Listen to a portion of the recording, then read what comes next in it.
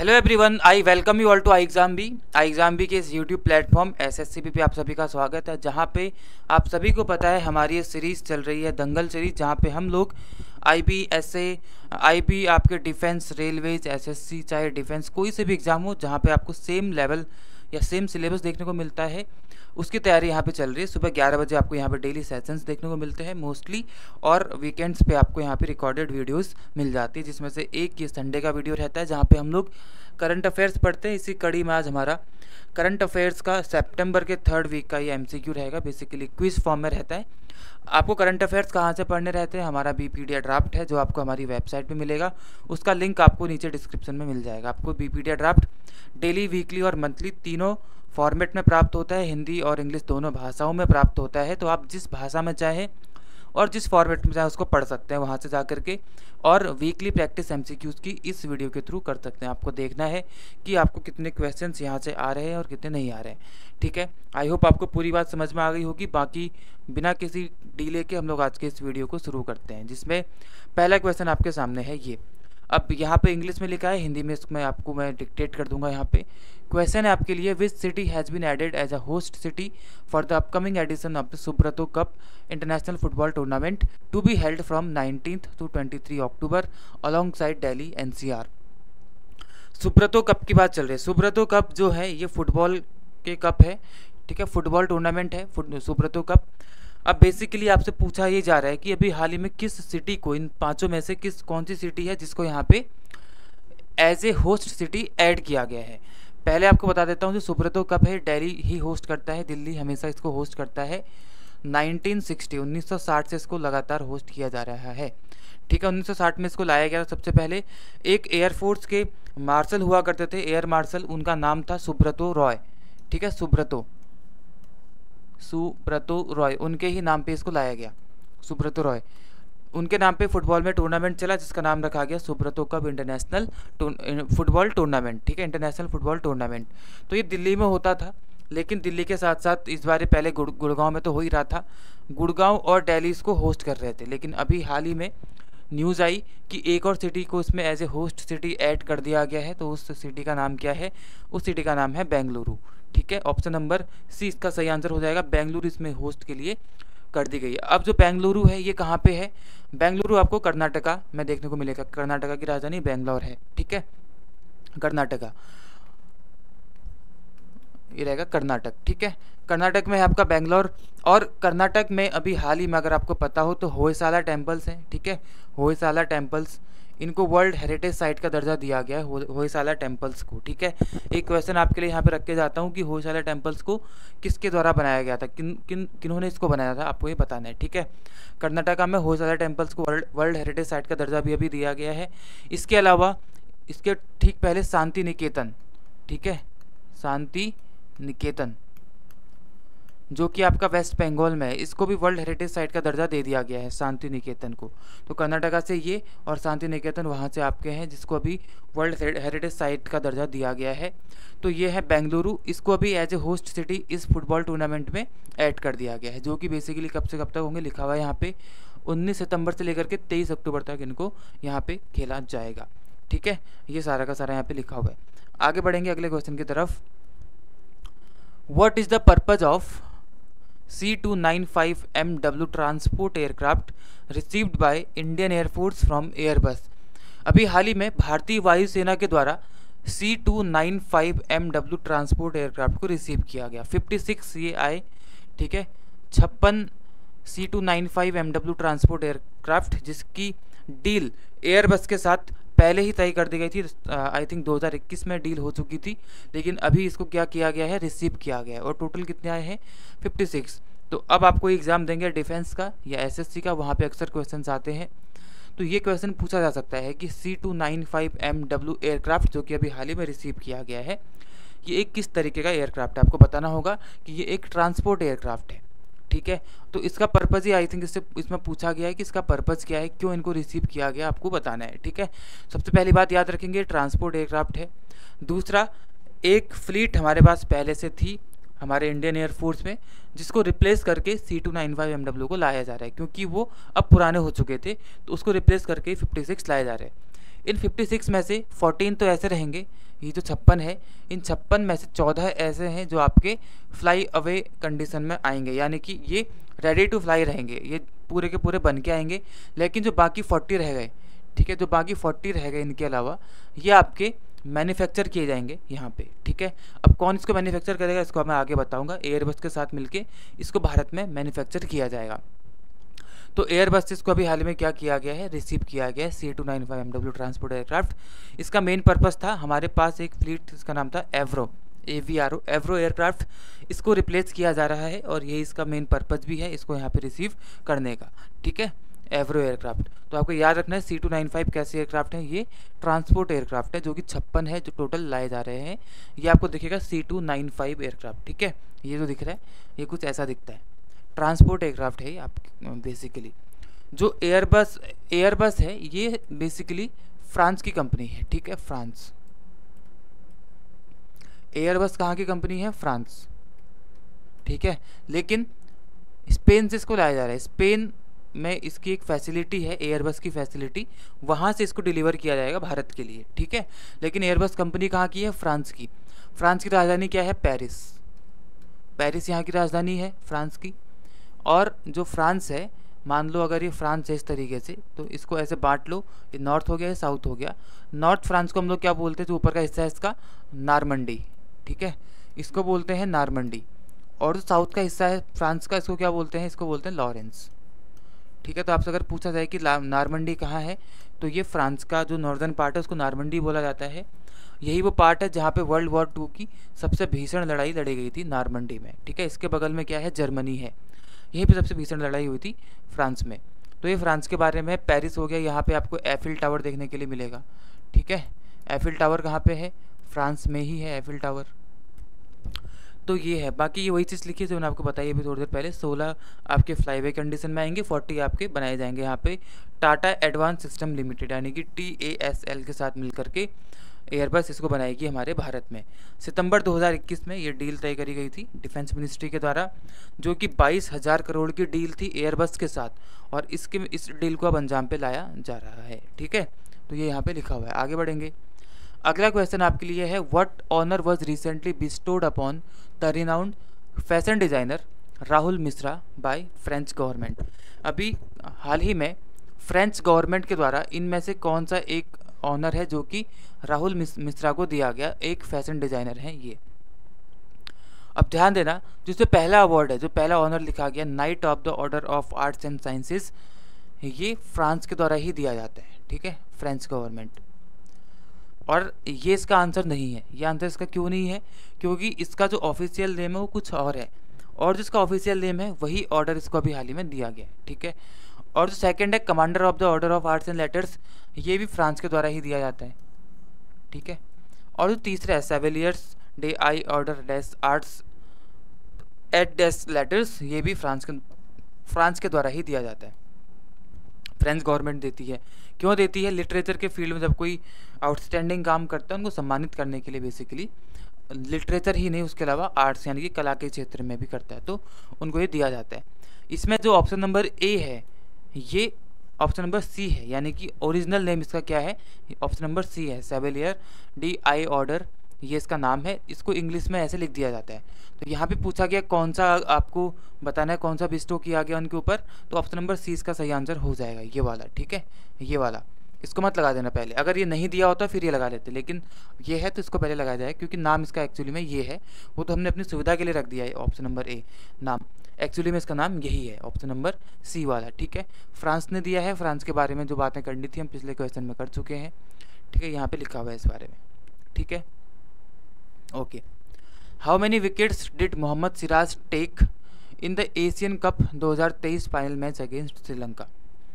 Asia cup खत्म हुआ और बहुत बुरी तरीके से श्रीलंका को हरा दिया भारत ने, मात्र 7वें ओवर में ही जीत हासिल कर ली, पूरे 10 विकेट से जीत गई, ठीक है। 51 रन का लक्ष्य था जो उन्होंने 15 या 16 ओवर में बनाए थे, और हमारे इंडिया ने 6 ओवर में ही यानी कि 7 ओवर में इसको बना लिया था।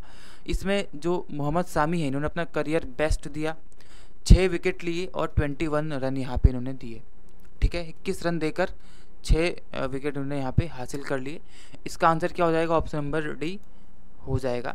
ये जो फाइनल खेला गया, कहाँ पे खेला गया फाइनल मैच, ये श्रीलंका में ही खेला गया, ठीक है, श्रीलंका में खेला गया, इसके एक स्टेडियम में खेला गया था।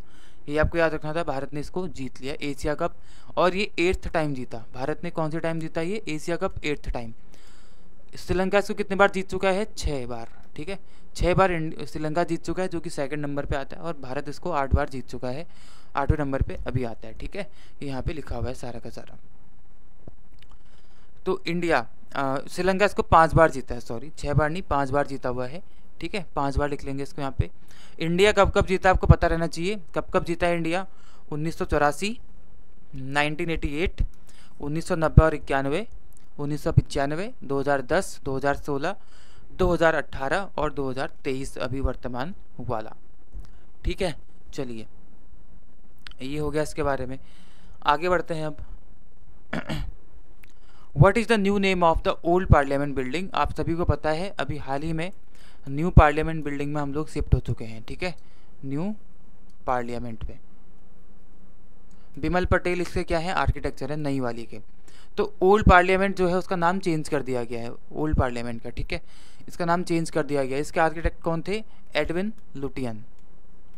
एडविन लुटियंस के द्वारा बनाया गया था, इसको आर्किटेक्ट किया गया था, जो कि 1927 में ओल्ड पार्लियामेंट बनाई गई थी। और अब हम लोग क्योंकि इसमें शिफ्ट हो चुके हैं तो इसका नाम चेंज कर दिया गया है। इसका नाम चेंज करके क्या रख दिया गया है? संविधान सदन। तो संविधान सदन कहाँ पे है? दिल्ली में है, जो कि ओल्ड पार्लियामेंट ही है, पुरानी संसद है, जो 1927 में बनाई गई थी। एडविन लुटियंस इसके क्या थे? आर्किटेक्ट थे। न्यू पार्लियामेंट के कौन है? बिमल पटेल, ठीक है, गुजरात के बिमल पटेल इसके आर्किटेक्ट हैं, जो नई वाली पार्लियामेंट बिल्डिंग है, ठीक है। तो यही था यहाँ पे, और इसमें कुछ है नहीं खास। आगे बढ़ते हैं, यहाँ पे लिखा हुआ है, चलिए, मुख्यमंत्री लाडली बहना आवास योजना, जो कि मध्य प्रदेश में लॉन्च की गई, इसके लिए बेनिफिट एलिजिबिलिटी क्या है इसमें से, ठीक है, इसका फ़ायदा लेने के लिए एलिजिबिलिटी क्या है आपको बताना। मुख्यमंत्री लाडली बहना आवास योजना, आपको याद रहना चाहिए कि ये जो योजना है ये मध्य प्रदेश की है, क्योंकि आपसे स्टेट भी पूछ सकते हैं, ठीक है। आपको बता देता हूँ क्यों है ये। जो प्रधानमंत्री आवास योजना चलती है रूरल वाली, ठीक है, प्रधानमंत्री आवास योजना कौन सी? रूरल, जो ये चलती है, इसमें कुछ एलिजिबिलिटी क्राइटेरिया है, उसमें आपको रजिस्टर करना पड़ता है। कुछ लोग किन्हीं वजहों से इसमें रजिस्टर नहीं कर पाए, तो जो लोग नहीं कर पाए, जिनको इसका फ़ायदा नहीं मिला, तो उनके लिए मध्य प्रदेश गवर्नमेंट ने लाई ये वाली स्कीम। जो यहाँ पे किसी तरीके से छूट गए वो लोग इसका फ़ायदा उठा सकते हैं, उनको यहाँ पे आवास दिया जाएगा, ठीक है। तो यहाँ पे अगर ऐसा कोई ऑप्शन है, फैमिलीज रिजेक्टेड एप्लीकेशन, तो ऑप्शन नंबर ई इसका सही आंसर हो जाएगा, ठीक है। ऑप्शन नंबर ई पे लिखा गया है जिन फैमिलीज़ की एप्लीकेशंस को रिजेक्ट कर दिया गया था इस योजना में, उनको यहाँ पे फ़ायदा इसका मिलेगा, ठीक है। ये सारी की सारी चीज़ें यहाँ पे लिखी गई हैं। और क्या क्या चीज़ें इसमें हैं आपको देखना है। मध्य प्रदेश की राजधानी क्या है? भोपाल है। शिवराज सिंह चौहान यहाँ के वर्तमान में आपको मुख्यमंत्री देखने के लिए मिल जाएंगे, ठीक है। यह है शिवराज सिंह चौहान। तो यहाँ पे ये किया गया, ठीक है। तो यहाँ पे क्या क्या चीज़ें हैं? The scheme will include those families who do not have houses with पक्का रूफ। इसमें उन फैमिलीज़ को ऐड किया जाएगा जिनके पास पक्की छत के साथ घर नहीं है, ठीक है, और जिनकी सोशल इकोनॉमिक और कास्ट सेंसस 2011 में जिनको इंक्लूड नहीं किया गया था। उसके अलावा आवास प्लस और who have not receive the benefit of any housing scheme of centre, और वो लोग इसमें इसका बेनिफिट लेंगे जो लोग केंद्र सरकार की किसी भी हाउसिंग स्कीम को नहीं पाते हैं, उन सभी के द्वारा इसका फ़ायदा उठाया जाएगा। ये चीज़ यहाँ पे लिखी गई है, ठीक है। चलिए आगे बढ़ते हैं हम लोग। मंगूभाई सी पटेल यहाँ के गवर्नर है। अगला क्वेश्चन आपके लिए important, which of the following statement is या are true regarding India's export and trade deficit. भारत के एक्सपोर्ट्स और ट्रेड डेफिसिट के लिए इनमें से कौन सा स्टेटमेंट ठीक है आप सभी को बताना है, ठीक है। अभी एक ऐसा क्वेश्चन है जो कि रिपोर्ट पे बेस्ड है, भारत की सरकार यानी कि मिनिस्ट्री ऑफ कॉमर्स और इंडस्ट्री के द्वारा रिपोर्ट पेश की गई। उस रिपोर्ट में बताया गया कि भारत के एक्सपोर्ट्स यानी कि निर्यात कितने रहे और ट्रेड डेफिसिट कितना रहा। तो आपको ये चीज़ें डायरेक्टली ये डेटा याद रखना पड़ेगा, वैसे ये क्वेश्चन सॉल्व हो सकता है, लेकिन जो इसमें बताने लायक चीज़ है वो क्या है? ट्रेड डेफिसिट, कि ट्रेड डेफिसिट एक्चुअली होता क्या है, ठीक है। ट्रेड डेफिसिट क्या होता है? ट्रेड डेफिसिट मतलब व्यापारिक घाटा। और व्यापारिक घाटा क्या होता है? जो भी वैल्यू ऑफ गुड्स हैं, जितने भी वस्तुएं हैं जो भी हमने निर्यात करी या आयात करी, value VALUE value of goods जो कि हमने इंपोर्ट करी, इंपोर्ट, अगर ये ज़्यादा हो जाए और वैल्यू ऑफ गुड्स जो कि हमने एक्सपोर्ट करी ये कम हो जाए, ठीक है। अगर वैल्यू ऑफ गुड्स वो सारी वस्तुएं या सेवाएं जो हमने किसी अन्य देश से ली वो ज़्यादा हो, इंपोर्ट करने वाली चीज़ें ज़्यादा हो, और जो हमने एक्सपोर्ट किया किसी अन्य देश को वो कम हो, तो ऐसी सिचुएशन को हम लोग क्या बोलेंगे, ट्रेड डेफिसिट। क्योंकि हमें यहाँ पे घाटा हो रहा है, क्योंकि हम बेच कम रहे खरीद ज़्यादा रहे, तो ये घाटा हो गया, तो उसको हम लोग ट्रेड डेफिसिट बोलते हैं, ठीक है। तो ट्रेड डेफिसिट और एक्सपोर्ट को लेकर के ही रिपोर्ट आई, तो उसमें क्या बोला गया, यहाँ पे पहला स्टेटमेंट है जो मिनिस्ट्री ऑफ कॉमर्स और इंडस्ट्री है उसके द्वारा जो डेटा पेश किया गया उनके अकॉर्डिंग जो मर्चेंडाइज एक्सपोर्ट्स हैं कॉन्ट्रैक्ट हुए हैं 7th कॉन्जिक्यूटिव टर्म के लिए, यानी कि 7वीं बार लगातार अगस्त के महीने में ये एक्सपोर्ट्स हमारे कम हुए हैं, ऐसा उस रिपोर्ट में बोला गया था। तो ये पता रहने के लिए आपको रिपोर्ट पढ़नी पड़ेगी जो आपको हमारे ड्राफ्ट में मिल जाएगी। तो ये स्टेटमेंट बिल्कुल ठीक है, और ये एक्सपोर्ट्स लगातार 7वीं बार कम हुए हैं, और ये 6.9% की दर से हर साल इतने की दर से कम हुए हैं, और कहाँ तक पहुँच गए, 34.48 बिलियन तक ये एक्सपोर्ट्स इस बार पहुंच गए, यानी कि हम लोगों ने इतने का ही एक्सपोर्ट किया। बेसिकली ये बात की जा रही है, एक्सपोर्ट्स कम होते हैं, लगातार कम हुए, और इस बार हमने इतना एक्सपोर्ट किया, ये बात यहाँ पे चल रही है। दूसरा जो ट्रेड डेफिसिट है और जो गैप या फिर जो गैप है एक्सपोर्ट्स और इम्पोर्ट्स के बीच में, ये वाइडन हुआ है, ये बढ़ा है to a 10 month high of 24.16 billion in August. देखो अगर ट्रेड डेफिसिट बढ़ रहा है, ट्रेड डेफिसिट होने का मतलब यह है कि एक्सपोर्ट्स कम इंपोर्ट ज़्यादा हो रहे हैं, तो इंपोर्ट ज़्यादा मतलब इनके बीच का डिफरेंस भी ज़्यादा हो रहा होगा, है ना, इनके बीच का डिफरेंस ज़्यादा हो रहा है, इसलिए ट्रेड डेफिसिट हो रहा है। तो इनके बीच का डिफरेंस ज़्यादा है, और यही जो 10वीं बार लगातार ये बढ़ा है, ठीक है। और कितना हो गया है, 24.16 बिलियन अगस्त के महीने में हो गया, ठीक है। तो यही बात यहाँ पे चल रही है, एक्सपोर्ट हमारे इतने हैं, इंपोर्ट हमारा माइनस कर लो लगभग 10 बिलियन, ठीक है, मतलब 10 बिलियन का हम लोग एक्सपोर्ट कर रहे हैं, बाकी हमारा सारा ये है, यहाँ पे ये सारी बातें चल रही हैं, तो ये ठीक। Electronic goods and engineering goods saw decline amongst the key sectors, और ये भी उस रिपोर्ट में लिखा गया था कि इलेक्ट्रॉनिक गुड्स जितने भी इलेक्ट्रॉनिक वस्तुएं हैं या फिर इंजीनियरिंग गुड्स हैं, इनमें भी क्या है, हमारा डिक्लाइन देखने के लिए मिला है बाकी सारे सेक्टर्स में, तो ये स्टेटमेंट इसका ठीक हो जाएगा, ठीक है। तो ओनली वन नहीं, थर्ड वाला स्टेटमेंट गलत है, ठीक है, ये डिक्लाइन नहीं हो रहा है यहाँ पे, ये डिक्लाइन नहीं हुआ यहाँ पे, ठीक है, ये डिक्लाइन नहीं है, डिक्लाइन लिखा नहीं है, नहीं लिखा होना चाहिए था, तो ये इसका ऑप्शन ठीक नहीं होगा, यानी कि ये गलत रहेगा। तो ऑप्शन नंबर 1 और 2, ऑप्शन ओनली 1 और 2 कहाँ पे, ये वाला है, तो ऑप्शन नंबर ए इसका ठीक आंसर हो जाएगा, ओनली 1 और 2 इसका ठीक आंसर रहेगा। इसका सही आंसर करने के लिए आपको रिपोर्ट पता होनी चाहिए थी, जो कि आपको हमारे ड्राफ्ट में मिल जाएगी, आप पढ़ सकते हैं। ये यहाँ पे कुछ की पॉइंट्स इसके लिखे हुए हैं, आप लोग इसको पढ़ सकते हैं स्क्रीनशॉट ले करके, या फिर डिस्क्रिप्शन से भी इसको डाउनलोड कर सकते हैं, ठीक है। अगला क्वेश्चन, नीति आयोग के एक मेंबर प्रोफेसर रमेश चंद, इन्होंने ऑफिशियली लॉन्च किया एक यूपैग, UPAG। अब ये क्या है, यूनिफाइड पोर्टल है, किसके लिए, एग्रीकल्चर के लिए, एग्रीकल्चर स्टैटिस्टिक्स के लिए। इसका प्राइमरी पर्पस क्या है, इस यूपैग का आपको बताना है। तो इसका प्राइमरी पर्पस क्या है, ये यूनिफाइड पोर्टल है, यानी कि एग्रीकल्चर से रिलेटेड जितनी भी चीज़ें होती हैं उन सभी को आप लोग, उससे रिलेटेड डेटा को आप लोग यहाँ पे इस पोर्टल पे पा सकते हैं। भारत में एग्रीकल्चर सेक्टर को ग्रोथ देना, उसको और प्रमोट करने के लिए ही इस यूपैग को लाया गया है, ताकि जो भी पॉलिसी मेकर्स हैं वो लोग को डाटा एक जगह मिल जाए, अच्छे तरीके से उनको सारा डेटा मिल जाए, और आगे की पॉलिसी को फ्रेम करने में उनको हेल्प मिले, साबित मिले, उसके लिए यूपैग को बनाया गया है, ठीक है। To provide real time weather updates, ये नहीं है। To enhance data management in the agriculture sector, to facilitate online crop sales, ये भी नहीं है। To promote traditional farming practices, ये भी नहीं है, ये नहीं। ऑप्शन नंबर 20 का सही आंसर हो जाएगा। भारत में डेटा मैनेजमेंट को, जो एग्रीकल्चर का डेटा है, कृषि रिलेटेड जो डेटा होता है, उसको उसका प्रबंध करने के लिए, उसको मैनेज करने के लिए ही, और उसको एनहांस करने के लिए बेसिकली यूपैग पोर्टल को लाया गया है, unified portal for agricultural statistics. ये सारी की सारी चीज़ें यहाँ पे लिखी हैं। इसमें जो ये वाली लाइन है, थर्ड वाला पॉइंट, ये इंपॉर्टेंट है, आपको ये पढ़ लेना है, ठीक है। ये आपको ड्राफ्ट में मिल जाएगा, और इसके PDF में नीचे आपको डिस्क्रिप्शन में मिल ही जाएगा ऑब्वियसली, ठीक है।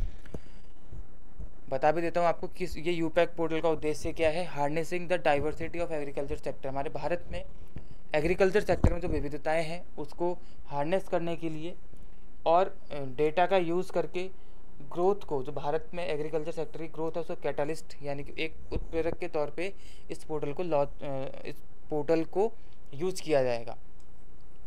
It is a pioneering initiative by department of agriculture and farmers welfare. Department of agriculture and farmers welfare के द्वारा इसको इनिशिएट किया गया है टू स्ट्रीमलाइन डाटा मैनेजमेंट, ताकि जो एग्रीकल्चर सेक्टर में है उस एग्रीकल्चर सेक्टर में जो डाटा प्रबंधन है उसको स्ट्रीमलाइन किया जाए, धारा प्रवाह उसको किया जाए। उसके लिए इसका एक उद्देश्य रियल टाइम डेटा प्रोवाइड कराना भी है, स्टैंडर्डाइज डेटा प्रोवाइड कराना और वेरीफाइड डेटा प्रोवाइड कराना भी है, ताकि जितनी भी किसको प्रोवाइड कराना, जो भी पॉलिसी मेकर्स हैं, रिसर्चर्स हैं या फिर जितने स्टेक होल्डर्स हैं उन सभी को, ताकि वो लोग आगे के लिए पॉलिसीज़ को, आगे के अपने प्लान्स को यहाँ पे अच्छे तरीके से एग्जीक्यूट कर सकें उन चीज़ों के लिए। ठीक है, ये था यहाँ पे। अगला क्वेश्चन है, the United kingdom entered into a joint investment package with. अभी हाल ही में यूके इनमें से किसी एक के साथ एक एग्रीमेंट इन्होंने साइन किया है, ठीक है, जो कि 1.25 पाउंड स्टर्लिंग बिलियन का एक है, ठीक है, पाउंड स्टर्लिंग होता है, to secure the future of Port Talbot operation. Port Talbot operations को सिक्योर करने के लिए बेसिकली वेल्स में, जो कि वेल्स में है, और reducing the UK's entire carbon emission, और जिससे क्या फ़ायदा होगा, यूनाइटेड किंगडम का जो टोटल कार्बन एमिशन है वो लगभग 1.5% तक कम हो जाएगा। ऐसा हो जाए इसके लिए यहाँ पे इनमें से किसी एक के साथ ये जॉइंट वेंचर किया गया है 1.25 बिलियन पाउंड स्टर्लिंग का। किसके साथ किया गया है? Option A B C D, जिसका आंसर क्या हो जाएगा आपका ऑप्शन नंबर, कहाँ गया, ऑप्शन नंबर 20 का सही आंसर हो जाएगा, यानी कि टाटा स्टील के साथ ये किया गया है। ठीक है, इतना से आपको यहाँ पे याद रखना था और कुछ भी नहीं। चलिए, तो ये था आज का आपका सेशन या आपका वीडियो, जहाँ पे हमने सितंबर के 3rd वीक के करंट अफेयर्स को देखा। आई होप आपको करंट अफेयर्स में से अधिकतर क्वेश्चन के आंसर्स आपको पता रहे होंगे, क्विज में आपको आंसर्स आते होंगे। अगर नहीं आप करंट अफेयर्स पढ़ते हैं कहीं से, तो आपको क्या करना है, वेबसाइट पे जाना है। वहाँ पे हमारी वेबसाइट पे आपको बीपीडिया मिल जाएगा free of cost, Hindi English दोनों भाषाओं में, आपको पढ़ लेना है। लिंक उसका आपको डिस्क्रिप्शन में मिल जाएगा, डेली आपको मिलता है और आप लोग उसको वहाँ से पढ़ लेंगे। आपके एग्जाम में क्वेश्चंस वहीं से आएंगे। अगर आप वो शुरू करते हैं तो आप ये सारे के सारे क्वेश्चंस को सॉल्व कर सकते हैं बेहद ही ईजी तरीके से। ठीक है, चलिए आज के इस वीडियो को यहाँ पे ख़त्म करते हैं। बाकी कोई आपके सुझाव रहते हैं तो आप लोग उसको नीचे कमेंट सेक्शन में डाल सकते हैं। ठीक है, चलिए तो ध्यान रखेंगे अपना। All the best to all of you and be 50% faster. Thank you all.